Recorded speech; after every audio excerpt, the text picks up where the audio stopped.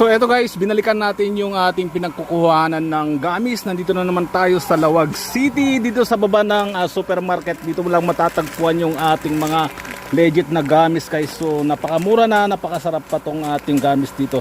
So ito yung ating pinagkukuhanan. So bali 2.5 yung kanyang kilos. Mga 500 pieces siguro to mahigit. So ang ating gamis na legit na legit to. So ito yung mabenta sa akin, yung ating gummy bear. So dahil nga nandito tayo sa baba ng market dito sa Lawag City, marami tayong followers na nagtatanong kung saan tayo kumukuha ng gamis. So eto lang guys, punta lang kayo dito sa Lawag City, dito sa baba ng market ay makikita nyo na yung mga gamis dito, napakamura lang. Para ka na rin nagpunta sa Divisoria guys, kasi parehas lang naman yung presyo niya katulad ng nasa online.